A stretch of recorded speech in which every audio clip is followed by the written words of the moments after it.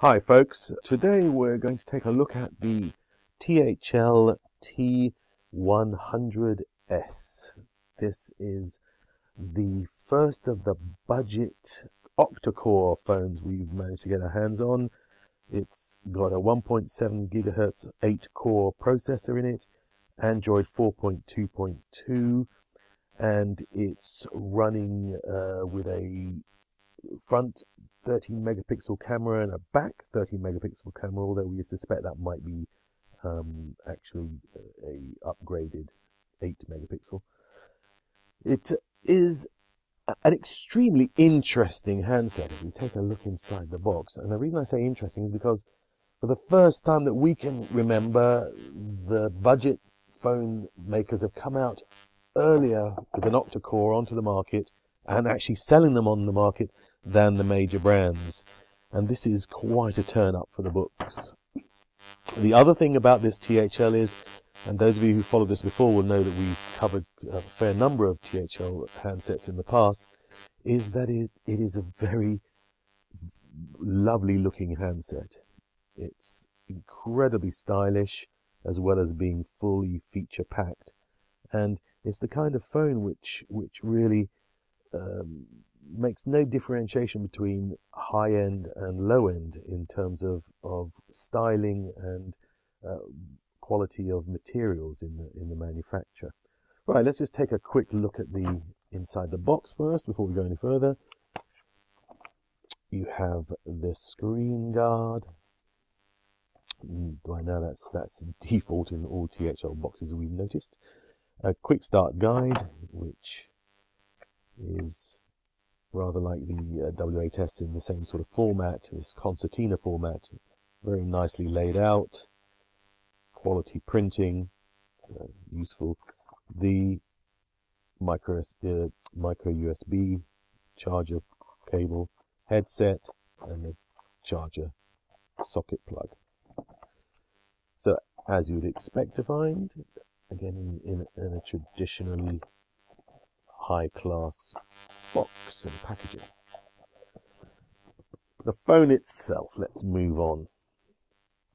If we remove the back cover, we'll see that, as is typical again of this brand, dual SIMs. The difference here between previous THLs and this T100, there's a full-size SIM card slot here and a micro SIM slot here, so you have the choice of either, which is quite cool actually, because it means you can mix and match. Obviously you can just play around depending on which SIMs you want to use.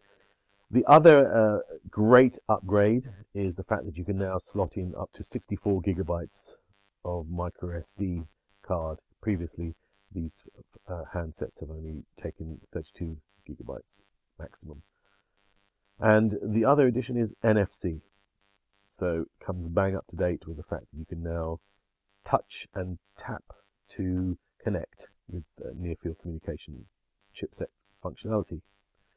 So it's not a shabby specification by any stretch of the imagination, and we've tried out the camera so far, and that is also, the 13 megapixel camera is surprisingly good.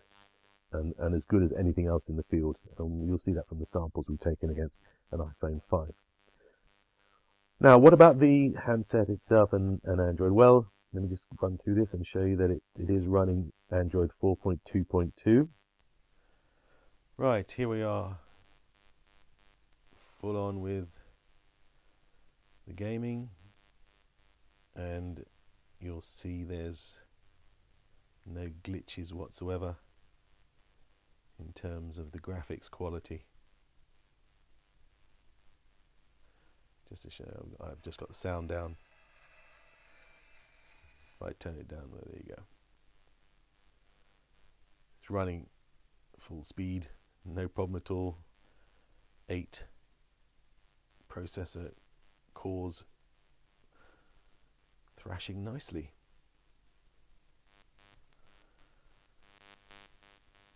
Take it off now and have a look at the browsing. Let's have a look and see what we've got here.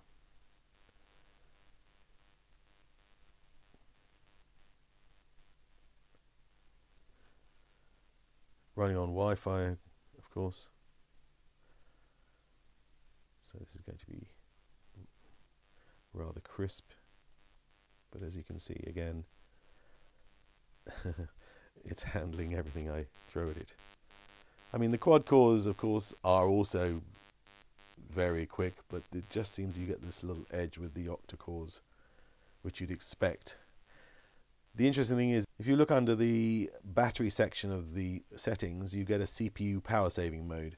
So you limit the maximum CPU performance to conserve battery life and lower the device temperature. So having 8 cores in one of these phones obviously has a penalty in terms of heat and battery performance over time. I've been running this now a while. Let's have a look and see. So here you can see that I'm doing 23% per hour because I'm using the games, but if I had gone back, it normally averages out at around about, I think it's 2 to 3% per hour on standby, which is perfectly adequate to get you through the day. Of course, with all these sort of phones, you'll peak with high processor requirements such as GPS and games. While we're on the subject of battery life, overall we've not noticed a huge amount of difference between this and previous THL handsets in terms of battery life. If it's being used in an average day with the occasional call and stuff and mostly sitting on standby, you'll get a couple of days out of it, a day and a half out of it maybe. Once you start to use it in earnest, however, you know, the battery life will plummet. Obviously with games, as we've seen, it will definitely suck up the power, but that's typical of any Android smartphone, so that's not unusual. The fact is that anything which uses the radios will give you extra battery drain, and that's what we have to learn to live with until they improve the battery technology. Really, that's what we're going to be suffering from. But as you can see from these stats, there's nothing untoward. We've been now 6 hours 54 on battery, and we're at 74%, and that's just sitting around in the you know, in the office here, just basically doing a few texts and doing a bit of surfing here and there, nothing too serious. Immediately I start using it in more earnest ways, then things do start to, the battery numbers do start to plummet. But again, that's what I'm used to. Now let's have a quick comparison before we move on to the camera. Let's just take a look at just a quick comparison between the THL W8S, which is the quad-core predecessor to the T100. As you can see, the two different kinds of mindsets really. The left-hand side is definitely more of the Samsung S4 motif. T100 is geared towards the more rectangular W200 handset. We prefer the more squarish one, I think, overall. Although this W8S is a very solid handset. It's a very solid phone, and it's for those who want something which is well made, well constructed and stuff. Then there's absolutely nothing wrong with the W8S. Of course, it is still only quad core compared to this new octa-core, but it's a good handset. But the advantage of having this kind of form factor, we think, is that it's much easier to use one-handed, because it's thinner and it's easier to fit in the hand, and the thumb can stretch across that well, if you have a reasonable sized thumbs, they can stretch across the screen quite easily to do what's needed to be done. So personally, I'm a fan of this kind of form factor. The camera is the stock kind of interface we've come to know and love from Android by now, and you can see that it's pretty standard. The quality, as you'll see from the samples we give you, is good. The video quality also is, as we come to know and love from these MediaTek chipsets, also very good. We haven't tested out the the capability of the front camera yet to see whether it's really. I suspect it's not a full 13 megapixels, as I said earlier. The addition of things like NFC is really very cool. I mean, more and more accessories are now coming out with NFC capabilities built in, and so you can switch that on from here, on off. Again, I kept it off. My first action with most of these Android superphones is to switch everything off initially, just to see what the impact is on battery life, and then use better battery stats, the app, to check and see what's power draining and etc, etc. So I switched NFC off quite early just to check it out. I haven't really finished my testing on that. It may just be very benign and just sit there waiting, but I'm still going through my tests. But you have the ability to switch it on and off, so that's rather like Bluetooth, so that's quite cool. Take a quick look at maps just to see how that performs.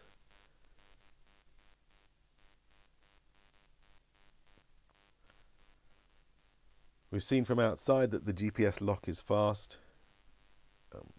Map scrolling is also very smooth. Although we noticed this again with the 2 gigabytes of RAM on the W8S, so I'm not sure how much more the octa-core adds to that equation.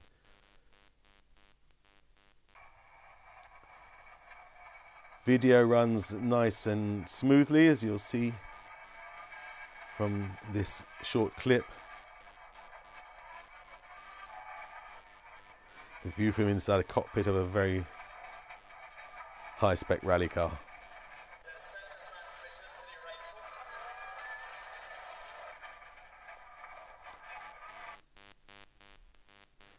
Well, what's our impression overall? Number one, a very nicely designed handset.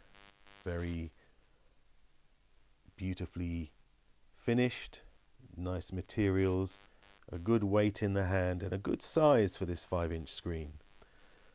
It has just about every capability you need nowadays, including NFC. The only thing lacking, of course, is 4G. But again, as we've said before, 4G is still a technology in rollout as yet, and so there are not that many places yet where you can take full advantage of 4G. And I say full advantage by saying it's still quite patchy in terms of delivery in most places around the world, apart from certain urban centres.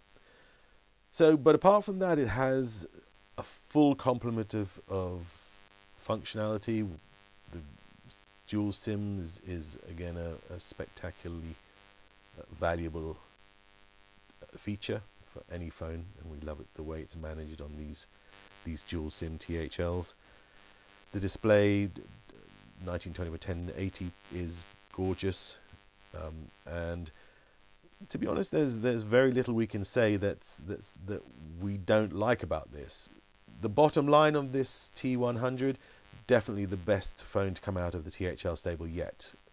And I know we say this every time, but we tend to have spurts. For us, before this, the W200 was a really great handset. Really like that. Again, the same angular kind of handy feel for it.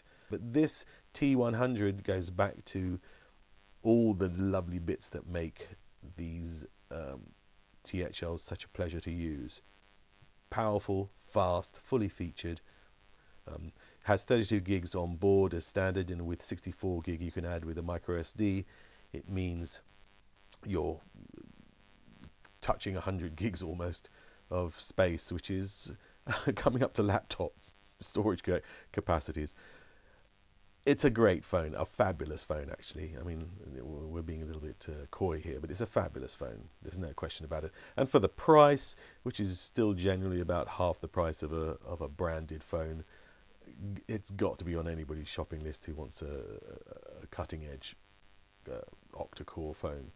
So the THL T100S, an excellent phone all round. As usual, if you've enjoyed this video, please like it and share it, and subscribe to our channel so we can bring you more cool goodies like this. Thanks very much.